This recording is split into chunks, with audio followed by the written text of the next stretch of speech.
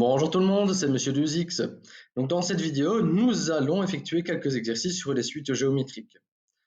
Donc dans cet exercice-ci, l'idée est de compléter le tableau qui est affiché à l'écran sur base des informations qui nous sont données. Donc ici, on connaît le terme x1 et la raison. Donc nous sommes déjà capables de calculer x2, x3 et x4. Et on pourra aussi calculer le x10. Donc, par définition de suite géométrique, je sais que x2 c'est 3 fois moins 4, le terme x1 fois 3, ça nous donne moins 12. Donc, x3 c'est 3 fois moins 12 qui vaut moins 36, on fait fois 3.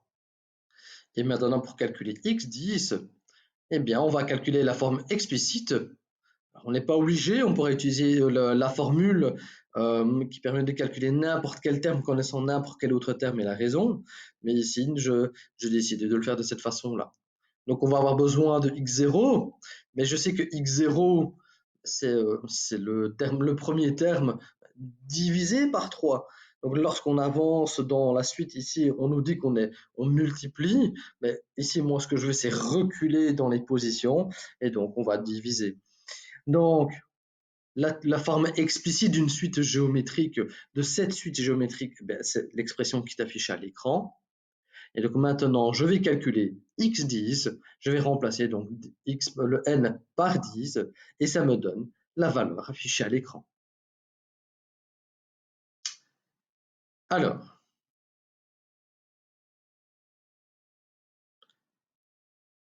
deuxième exercice, on nous donne x1 et x2, et il faut calculer le reste. Étant donné qu'on connaît x1 et x2, et qu'on est en suite géométrique, on peut calculer la raison. Mais la raison, elle vaut 4, parce que pour passer de 2 à 8, il faut multiplier par 4. Donc, en multipliant 8 par 4, on tombe sur x3, on multiplie par 4, et maintenant, nous sommes capables de calculer x10. Alors, ici, de nouveau, j'ai décidé d'utiliser la forme explicite et le calcul de x0. Mais de nouveau, on peut utiliser une autre formule. Donc x0, on va reculer dans la suite. Donc on doit non pas multiplier par 4, donc on va reculer dans les positions, on va diviser par 4. Et donc on va faire 2 divisé par 4, mais ça nous donne 1/2.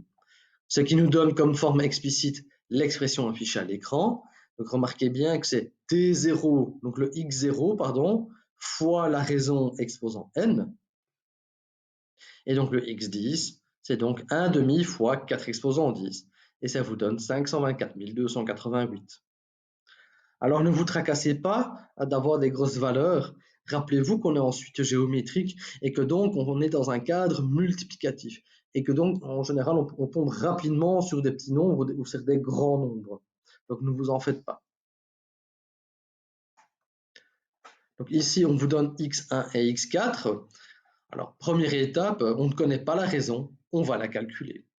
Et ici, la seule méthode, c'est d'utiliser la formule qui est affichée à l'écran. C'est celle-là qui permet de calculer n'importe quel terme connaissant n'importe quel autre terme. Et si on connaît si on connaît les deux termes, eh bien nous pouvons calculer leur raison. Alors, les deux termes et leur position naturellement. Alors, on va remplacer par les valeurs. De nouveau, remarquez que je mets le terme d'indice supérieur dans le membre de gauche pour faire en sorte que l'exposant ici soit positif. Je fais ça pour m'assurer qu'il soit positif. Donc on va remplacer par les valeurs. Je vais diviser 105 par 36 015, ce qui me donne 1 343e. Et là, vous êtes obligé de le faire à la calculatrice, ou alors, si vous le savez de tête, la racine cubique. Donc on va passer à la racine cubique, et la racine cubique de 343, c'est 7. Et donc maintenant, je suis capable de calculer x2. Donc je dois faire 6015 divisé par 7. Donc ça me donne ça doit donner 5145. Donc ici, le 4, ne vous en faites pas, ça ne vaut pas 4. Il n'y a pas le 4 ici. OK. Et donc ensuite, on va faire diviser par 7. Ça nous donne 735. Et alors, si on redivise par 7, on retombe bien sur 105. Donc ici, il n'y a pas le 4. C'est une erreur de frappe. Ce n'est uniquement 5145. Et pour calculer x10, ici j'ai décidé d'utiliser la formule de départ qu'on a utilisée ici. Donc pour calculer x10, je vais partir de x4 et je vais remplacer q par un septième, comme affiché à l'écran. Et le résultat de cette opération me donne 15 16 807. Donc faites cette opération à la calculatrice. Dans les exercices de suite, lorsque c'est possible, utilisez votre calculatrice par sécurité. Donc ici, je vous donne x10 et x1. Vous devez calculer le reste. De nouveau, on ne connaît pas la raison, donc autant la calculer tout de suite. Sinon, vous ne savez pas continuer. Donc, on va utiliser, comme dans la vidéo précédente, dans l'exercice précédent, la formule usuelle. Donc, on va remplacer, on va mettre le terme de plus haut indice à gauche. On va mettre donc ici le x10 dans le membre de gauche. Pourquoi? Comme ça, de nouveau, l'exposant ici sera positif. Donc, je remplace. Je vais diviser cette valeur-ci par 3. Donc, j'ai q exposant 9 qui vaut ça. Pour calculer q, je vais passer à la racine neuvième. Et la racine neuvième de cette quantité me donne 6. Donc maintenant, je suis capable de calculer x2, x3 et 4.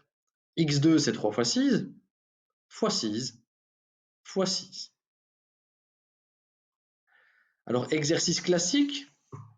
Donc, on vous donne les deuxième et huitième termes et vous devez calculer la raison de la suite. On a déjà fait avant. Donc, on va utiliser la formule usuelle. On va remplacer Tn et Tm par T8 et T2. On calcule. On va faire passer le moins 3 dans le membre de gauche, ce qui va me donner 64. Et on va passer à la racine sixième. Et la racine sixième de 64, c'est 2.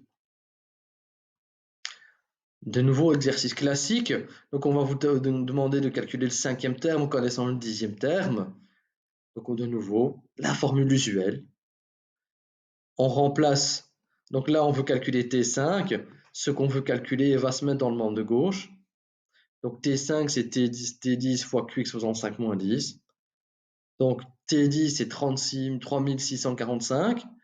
On fait fois 3 exposant moins 5. Et alors, si vous faites le calcul, on tombe sur 15. Donc voilà, les exercices sont terminés.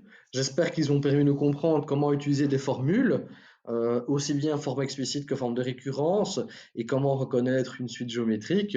Donc n'hésitez pas à liker la vidéo, partagez-la, n'hésitez pas à mettre des commentaires, n'hésitez pas à me dire si vous désirez des exercices supplémentaires sur les suites arithmétiques et ou géométriques, et de quel type. Et sinon, je vous dis à très bientôt. Au revoir.